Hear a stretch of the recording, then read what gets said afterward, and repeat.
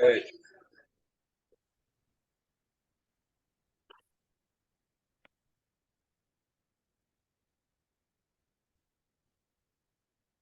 So, welcome to another Uncovering Greatness podcast. Good to be with you. I've been away for a couple of weeks, been traveling. Pretty much around Southern Africa. I've been in Zambia, Angola, um, Namibia. So, great to be back with you. Good to be with you, Sully, and welcome to another Uncovering Greatness podcast. Hello, hello. How are you doing? Yeah, good on you, bud. Good, thank you. So we were speaking about it on Monday, and I think I really liked the topic that you've chosen for this month, back to basics. And it got me thinking around the story that you told, which basically set you on your journey of sales, right? Something you told, and I think that's the best way to start back to basics. So if you could, for many people who probably haven't heard that story, if you could just tell us that story again around, the first things you learned about business, and then, we can get into it from there. The question I got to ask is, which story? I tell a lot of stories. I'm specifically referencing the story when when you were working at a car dealership. Yeah. Yeah. And you made your first sale, and from your first sale you got some commission. Okay. Yeah, some of you know my story. Some of you have been in Sales Explosion and the Ultimate Greatness Experience. So you would have heard this before. Those of you that don't know, I ended up in sales. I think like most people end up in sales because I was looking for a job. Why was I looking for a job? Because I didn't do that well at university. And long story, I sort of got kicked out of home and told to go find a job, which I did, and I became a car salesman. Why did I become a car salesman? I don't know, because my dad came home the one day and said a friend of his had said they were looking for some sales reps at their car dealership, and maybe I should go for an interview, and that's what I did, and I got the job. But it took 3 weeks. It took me 3 weeks to really realize the secret to making money, and that's when I sold my first car, because I got commission at the end of the month. And I realized in that moment that probably one of the most important things that I was going to be able to learn in my life was the ability to sell. And the ability to be able to sell would mean that I could generate income, because I figured that if I could sell one car and earn X, and I could learn to sell 10 cars, I could learn 10X. And if I could learn to sell 100 cars, I could earn 100X. And then if I could take that into anything, and learn to sell anything, then I could sell everything, and I'd be able to make money. And a number of years later, having learned how to sell, I was on a course with Blair Singer. In fact, 17 years ago, it was Blair Singer, Rich Dad Advisor Blair Singer in the US, and he came up and he put this concept in the room that said sales equals income, income equals life. And that really just resonated with me. It's very, very simple. The better you know how to sell, the better you can earn, the better you can earn, the better you can live. Now, there's essentially two parts to making money. One is how to make money, and two is how to make money. So that's what got me really onto my journey of sales. And a couple of months later, I was in a training course while I was selling cars, and the trainer approached me afterwards, said, "Hey, I love your energy. I love your enthusiasm. I need the young guy to come and work in a business that I have to really push it. And would I be interested?" I said, "Sure." Asked him what he's paying. He asked me back, "What am I earning?" I told him. He said he could pay me 50% of what I was earning, but he would teach me everything he knows about sales. And in that moment, I took the deal. Why? Because I realized that knowledge in that instance was way more important than the money I was going to make. 5 years later, I owned 10% shares in that business, and learned a tremendous amount from one of, at that stage, Zimbabwe's top sales trainers. And that got me on my journey to selling. And I suppose, Sully, that links into our topic for this month, is back to basics. And, for me, when it comes to business, the single most important thing, I've heard Robert Kiyosaki say this, I've heard Vusi Tembakwayo say this, I've heard numerous highly sought after entrepreneurs and teachers and trainers around the world say this, that sales is the single most important thing that you can do in business, and probably the single most important thing you can learn in life. Without sales in your business, the lifeblood of your business dries up. So yeah, back to basics. Step one, you have to be able to sell. Can't sell, you can't earn. And run from there. Cool. So you actually you segue nicely into my next question is, well, what is sales, right? So you say the basics of running a business, in your viewpoint, right? One of the basics of running a business is sales, being able to sell. What does that actually mean? Well, so if you really get to grips with the piece that sales equals income, that unless you sell, you can't earn. So what is sales? Sales is the ability to find out what people want and help them get it. Now, that was so well explained in a book called How I Raised Myself from Failure to Success Through Selling by a guy called Frank Bettcher. And he says that's the secret to making money. The secret to making money is finding out what people want and then going out to help them get it. And it's really key. And that's the key to sales. If you can go out and you can connect with people and you can find out what they want, and then you can go out and you can find either the product, the service, or the requirement or the problem that you can solve for them, and you can monetize that, you can sell. Too many people get stuck in sales as they think that selling is telling. It's not. Selling, the core essence of selling is the ability to ask questions, to find out. I'll say it again, find out what people want. And when you can do that, you go from there. I mean, we've created programs over the years out of a room. We've had a seminar and asked people, hey, if we could do this for you, would it be something you would be interested in? And when we see that there's an overwhelming majority of people who put up their hand and say, yes, I'd come to that. Well, guess what we do? We create a program. We then get a hold of those people. We give them a call and say, hey, you said that if we had this program, you'd be interested. Are you still interested? Then obviously you go through the process of making sure the price is right and the benefit is right and the solution matches the benefit, which matches the offer, and so on. But the first step is you have to be able to sell. Mistake a lot of people make is they think sales is the art of convincing. Sadly, trying to convince people who don't really want what you have to take what you want so you can get what you want. That's not sales. Sales is the art of finding. No, I put it. I think very simply. Sales is the art of just looking for people who are looking for you, rather than trying to convince people who are not looking for you. And that's the simplicity, and that's why for me it's the first and single most important thing in business. Can't sell, don't make money, don't have money, can't grow your business. Very simple. Yeah. So trying to think of how to put this. Is there a difference between a salesperson and selling? Well, everyone sells. A salesperson, generally, the way we look at it is a salesperson is a largely recognized as a profession. Call it what you want. I call it a sales rep. Today, I don't know, we call sales reps, sales executives, business development executives, business development managers. As a good friend of mine said, I don't care what you call me, just pay me the money. But the reality is it's you're a sales rep. You're out representing the company or representing the product in order to sell it. So there's the profession of sales, which is the salesperson or the salesman. But then there's selling. Everyone sells all the time. Two key sales. First of all, the sale you make to yourself. You sell yourself on a reason you can or a reason you can't, reason you will or reason you won't, reason you should or reason you shouldn't. Either way, you make a friggin' sale. And the second sale is the sale you make to other people. So we're always selling. Every single day of our life, we're selling. We had to sell why we were getting on this podcast. We had to sell why we were going to sell to each other, why we were going to make the time, because it was just as easy not to do the podcast as it was to do the podcast. Right now, by the energy that I have and by the value that I'm hopefully giving to people, by keeping it simple and focused, hopefully we're adding value. If we're adding value, we're selling. If we're not adding value, we're selling. We're either selling that we add value and it's worthwhile listening to because people get value, or we're not adding value and it's not worthwhile listening to. That means people won't get back on it. So that's the art of sales. Everyone sells all the time. You drive in Joburg traffic, someone cuts you off, you give the Joburg salute.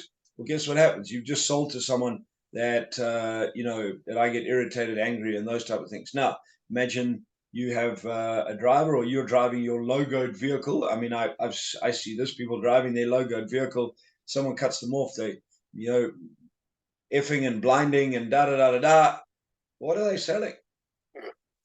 And I've heard people on, say, what I do on my time over the weekends is my time, and it has nothing to do with what happens during the week. Okay, I understand, but you have no idea that, a week later you walk into a meeting and you were acting like a complete hooligan and a complete yob over the weekend, and you just happened to be in a meeting where someone was sitting at the same restaurant as you. You didn't even know them, because you don't even know that that person was going to be in the meeting, and they observed you acting like a real asshole, and you don't get the deal, and you'll find all the other reasons why you didn't get the deal, and it's not your fault, and it's the price and everything. It has nothing to do with that. It's because you sold yourself over the weekend. That seemingly is totally disconnected, but it always is connected. Yeah. So then, with that in mind, so like, for example, the selling that you're speaking about, is that always monetary based, in the sense of, as a transaction, I give you a product, so on and so forth, or could it just be a thing of, how you sell yourself to another human being, whether or not? Well, I think it's always transactionally based, not necessarily monetary based. It's always transaction. I mean, right now, what's the transaction? The transaction is whatever we're selling is their value. That's the transaction. No one's paying to listen to this podcast. What they are doing is they're paying with their time. So there's a transaction. So that what are you and I giving, and what are we getting in return? Well, what we're giving is hopefully some value. What people are giving in return is their time to get some value to learn. And that's the transactional part. When it comes to business, sales is money. Sales equals income. Income in business is measured monetarily. It's money. In a relationship, for example, two business partners, the income could be trust. In a marriage, love and respect. So and why do I say income? Because it's something that comes in. And what's the opposite of income? It's expense. So what do you expend? You expend time, effort, energy in order to get something coming in. So in a marriage, you're spending time, effort, and energy. In a business partner, time, effort, and energy, and money. Marriage and money. As a salesperson, you're out in the field, time, effort, energy, and money in order to get a return, and that return in the business is money. So it's it comes down to that universal principle, or that generalized principle called exchange. Is that there's always, when you give, you always are, there's something that's going to come back in return. And so that's really, for me, a core fundamental of business and selling is, can you stay in exchange? There's always a transaction. There's always something. It's always going both ways, whether you think so or not. And so that's a core fundamental of sales. So what are you expending in order to get what in return? Okay. So could you give us a few other examples that are like core fundamentals of sales and selling? Well, so I think sales is a very simple process. So a core fundamental of selling is keep the process simple.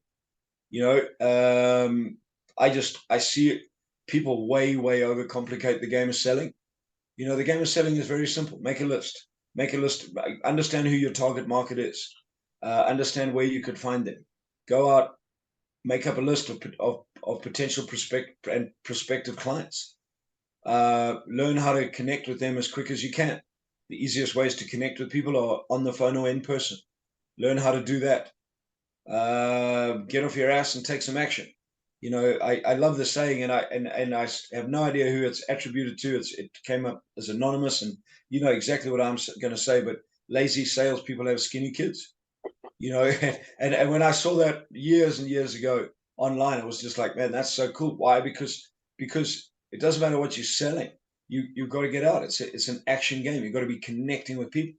So that's a core fundamental, is connect. Consistently connect. I sat with a client of mine today, and they are in the throes of hiring a new salesperson.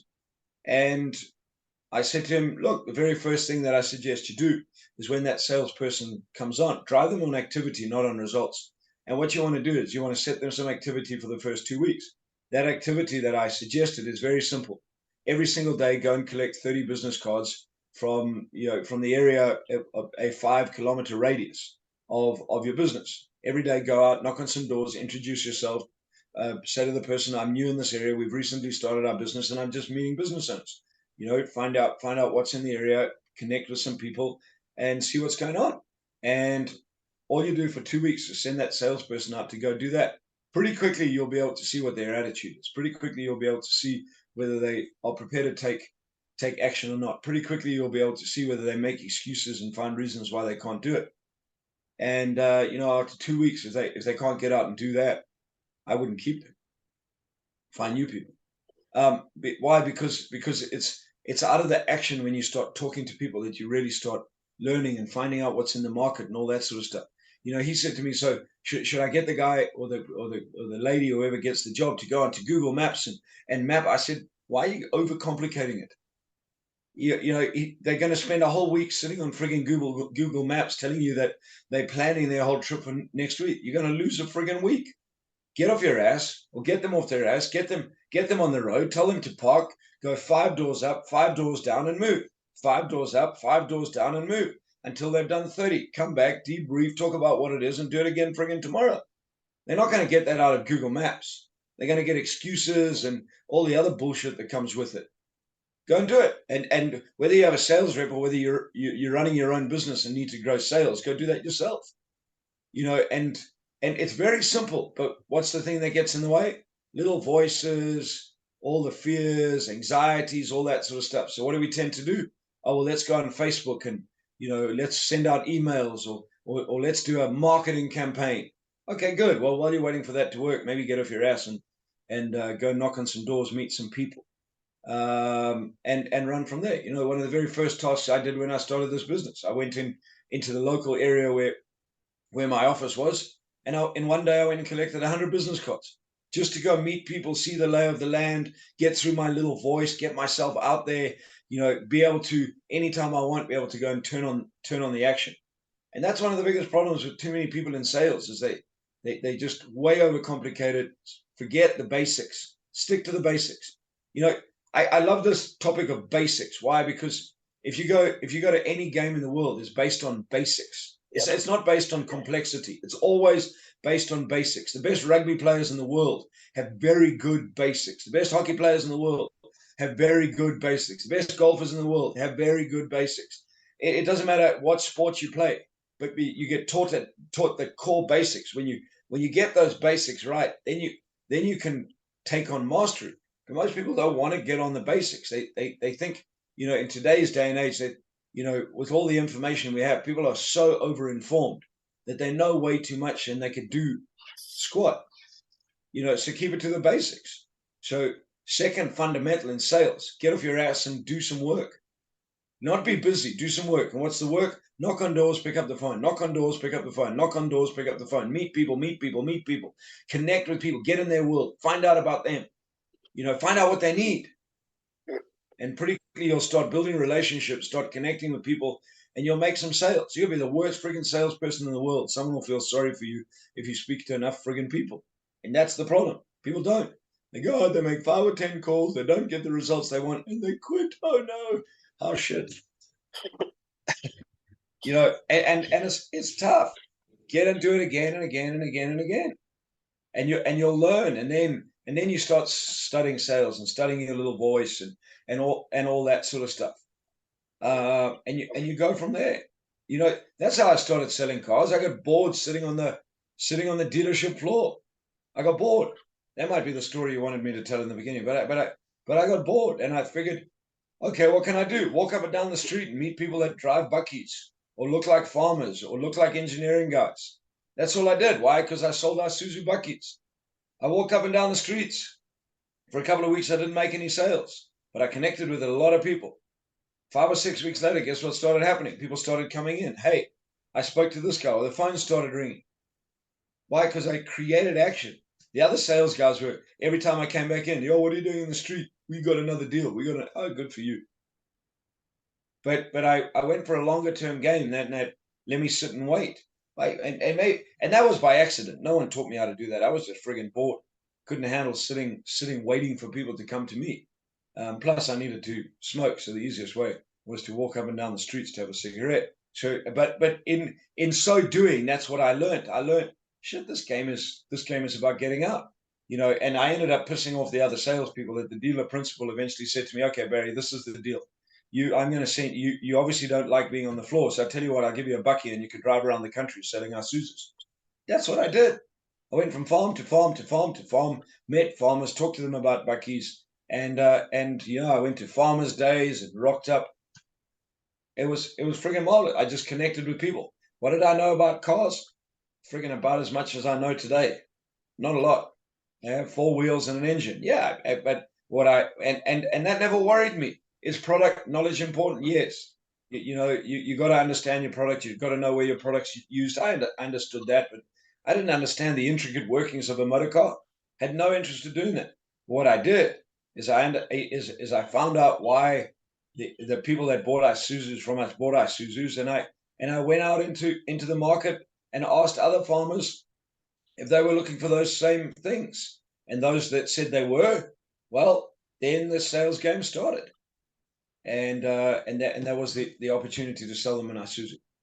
Does that make sense? Oh yeah, 100%. And I think one of the major things that you touched on there was like in terms of the basics was you went for people who were driving buckies already because you sold buckies. You didn't go to people who were driving Ferraris and were like, "Hey, why don't you want to drive a bucky?" You know? Correct. Do you see that happening a lot in terms of like salespeople and sales reps trying to convince people? And yeah, the word is right, is convince that, oh no, you shouldn't use this product, you should use this product. And you don't really Yeah. give a reason why. Biggest failure with many salespeople is that word convincing and telling. I'm going to tell you why you need to have my product. I'm going to convince you. I don't want to convince you. I want you to convince yourself. You know, and that's the key thing. I'll say it again. People way overcomplicate this game. Way overcomplicate this game. You know, find out what people want, help them get it. If you can give it to them. If you can't give it to them, you're not going to sell to them. Go out and look for other people. If you can't find anyone, then your product sucks or your service sucks.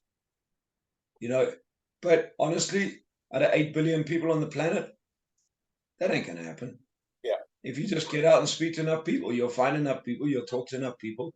And that's the deal. I mean, you know, as you know, we have a one of my businesses is a deboned chicken business, and who are we looking for? We're looking for people that are looking for deboned chicken.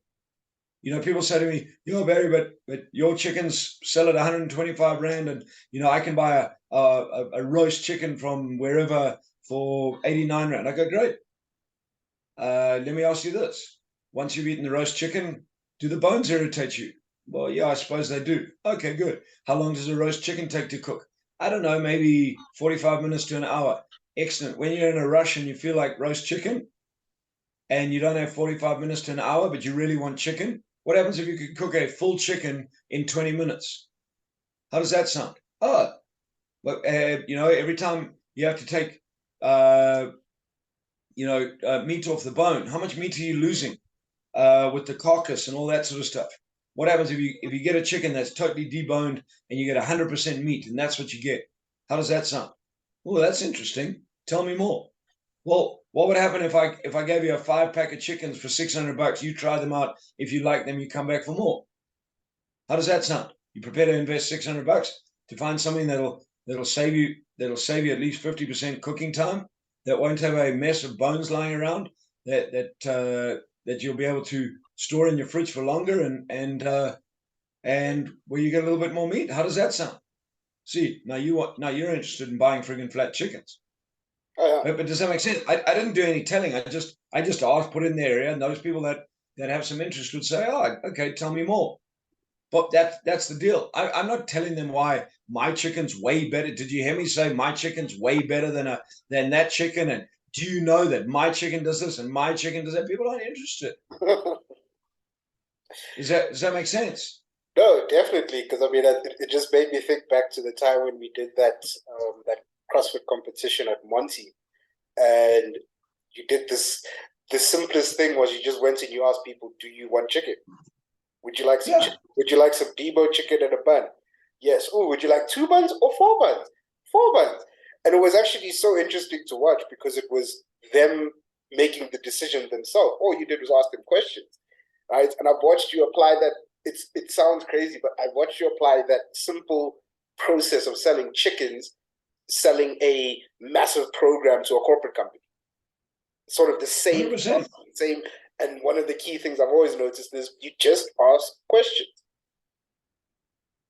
Whether someone is spending $125 on a flat chicken, deboned flat chicken, or they're spending $125,000 on a sales program with me for their whole sales team, or $500,000 on a on a sales and business mindset intervention, it doesn't matter.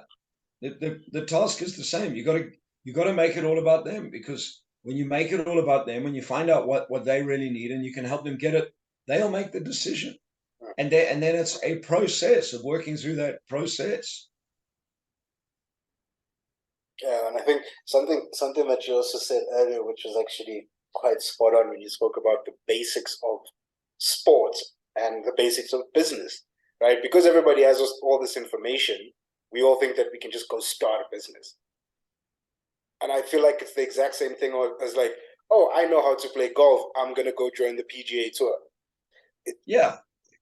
And I feel like that's what we're seeing. Would you say that we're seeing a lot of that in terms of businesses being opened, people becoming entrepreneurs, just thinking that, oh, I'm going to start this business and everybody's going to come flocking?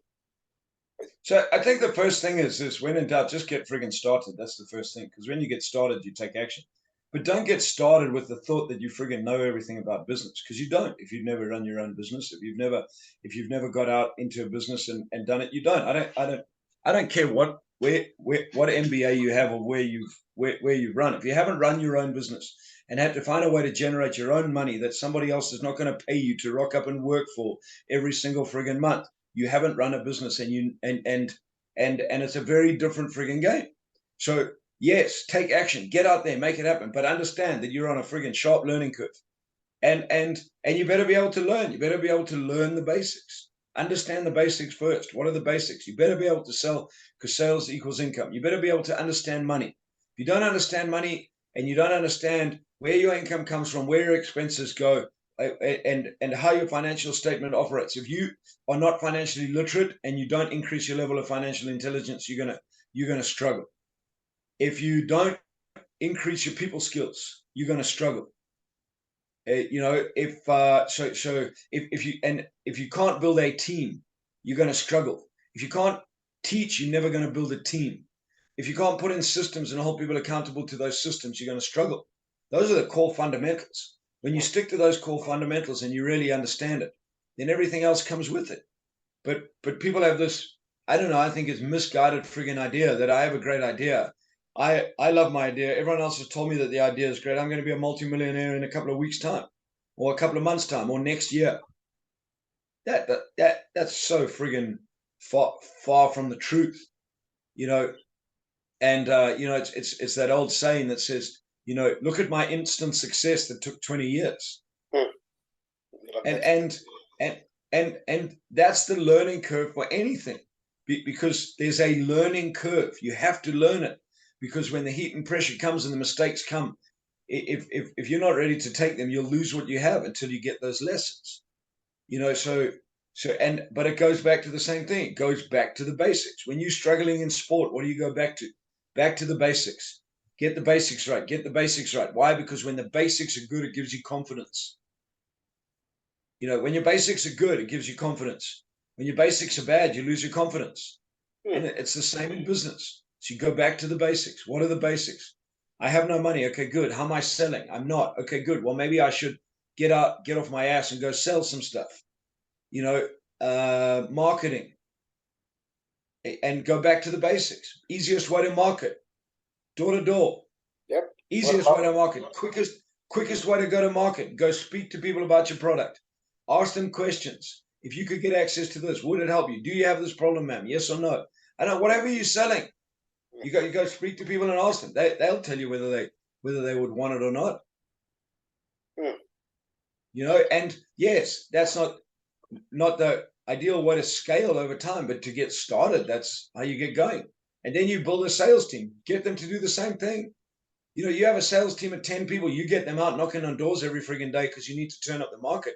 And you get each one of them going out and finding 20 leads every single friggin' day for 2 weeks, and you have 10 salespeople. Goodness me, that's 2,000 leads. What are we doing? We're buying a whole lot of new lead generation stuff, and then hoping people are going to flock to us. So yeah, go back to the basics. Keep to the basics. Keep to the basics. Keep to the basics. Health and wellness goes back to the basics. Friggin' heck. Eat properly, exercise every day, do some stretching. You know, this shit's not rocket science. The problem is that it's the, I don't know, the rock and roll shit that sits in my head that gets in the way. That makes sense. It's me. I get in the way of me, and then little voice comes up and all that sort of stuff. But the reality of, if we really look at success, it's very simple, but we complicate it. We complicate it with our little voices, with our insecurities. We're getting ourselves in the way, with our lack of information. You know, those type of things. So, you know, just keep it simple. And so many people will say to me, "Yeah, like Kiss, you know, keep it simple, stupid, 100%," but they don't apply it. No. You know, just, you know, I've got a 5-day program coming up on Friday. I set the goal that my goal was 30 to 36 people in the room. Yes. Yep. And I started selling into that 5 months ago. I kept it very simple. I made a list of 75 potential people that could come to the program, plus 5 or 6 key companies. And I knew that if I had about 100 people, I'd be able to sell about 30 to 36 people into the room. We start the program on Friday. We have 32 people in the room. But I didn't have any in fact, I did no Facebook marketing, no social media marketing for this program. Every single person that's coming was because I picked up the phone, I got in their office, I spoke to them about it, I've been talking to them about it. But not only have I been talking to them about that program, for some of them, I've been talking to them about this program for 2 years. Yeah. When the time and the timing is right. Now we have another program coming in September. Guess what I'm talking to people about now? With this program that I'm going into now, no one else is coming. We're done. Boom, it's ready. Now I'm starting to think, who's coming to the next one? Okay, good. I now start making up my next list for the next program, which is in September, February, March, April, May, June, July, August, September, 8 months. And the goal again, 30 to 36 people, because that's what we have. But I'm already thinking, who can come? Who needs to come on Sales Explosion? Who's going to do this? How can I help them do this? Where are we moving so that come out of this program mid-March? I'm on the phone, I'm connecting with people, I'm having meetings, and that's what I'm talking. So I'm ready. But it's very simple. Is it easy? No, because it takes some focused discipline. It takes following a process. Process starts off very simple. Sit down, make a friggin' list, put it up on your wall. Great. Now decide what are the first steps you need to do. Boom, pick up the phone to everybody. Send an email to everybody. Follow up after that email. Tick it off on the board. Most people can do that, Sully. We don't, because of this. Because that's the hard piece. When you can't get a hold of people and they're not returning calls, da-da-da-da-da. But you stick with it. Keep going, keep going, keep going. And if you do that with enough time, you get to the end. Yeah. All right. So this is my final question around basics, because something you said that just triggered me. So for the Ultimate Greatest Experience, the 5-day event, there was no marketing.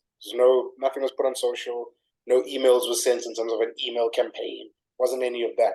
This was strictly you, essentially belly to belly with these people.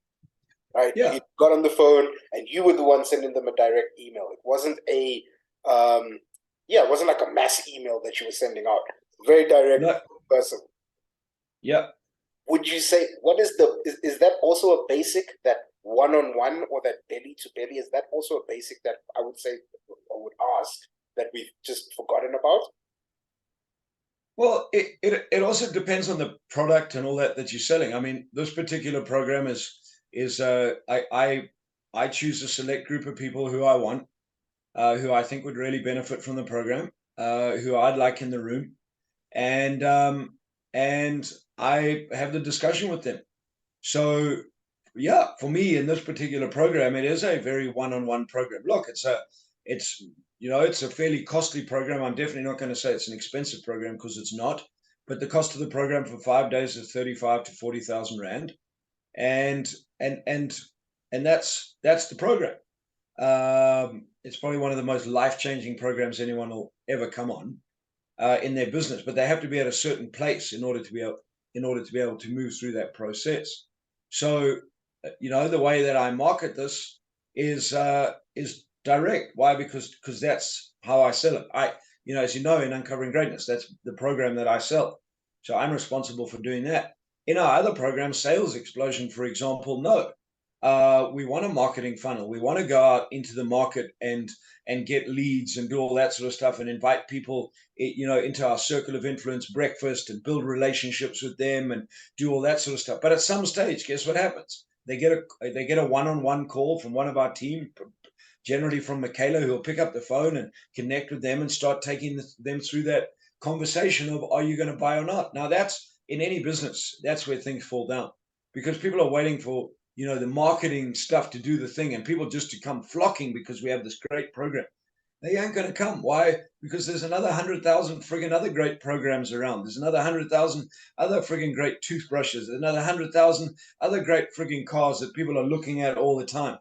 And the quicker you can get in their world, find out about them, build the relationships, build trust, do all that sort of stuff, the better the chance you have of being there when the time and the timing is right for them to move and go from there, and then see what happens. I was sitting with a client this morning in a meeting, and he said, oh man, you've got the Ultimate Greatness Experience coming up this weekend. I said, yes. He said, oh, it's a program I really wanted to do. And I said, it's too late. I'm done. He said, when's the next one? September. He goes, oh man, that's such a long way. I said, yeah. And there's 3 key players that are coming to this one from your industry. He was like, no way. I was like, well, are you going to miss out in September or not? He said, definitely not. So I said, okay, next week, I'll send you an email, book your space. And if you want, you have 7 months to pay for it. So does that make sense? So I'm not waiting until September to close people in. I'm thinking now. Yeah. Cool. Well, any final words on our first episode of the Back to Basics segment? Yeah, just keep it simple, because the basics are not easy until you master them. But when you master them, it allows you to keep everything simple, and in selling, that's it. Get in people's worlds, find out about them, learn to ask questions, and learn to find out what they want. When you do that, you'll find people looking for your product or your service. And that's it. Keep it friggin' basic. Cool. That's it. Thank you very much for your time, Barry. It's always appreciated, and it's good to have you back on the podcast. Looking forward to having a few more sessions with you for this month. Yeah, guys, don't forget, every Thursday, Circle of Influence breakfast, 9 a.m. at Corporate Conference Center. The links will be in the comment section below, so you guys can book your seats. And yeah, we got the podcast every single week happening. So don't forget to get your questions in for Barry, because it's always a privilege and an honor to have him on. And yeah, back to basics. It's going to be an interesting one. So thank you again for your time, Barry. Thank you, everyone, for joining. Bud. Thank you, guys. Hope you enjoyed this segment. Chat to you guys soon. Bye.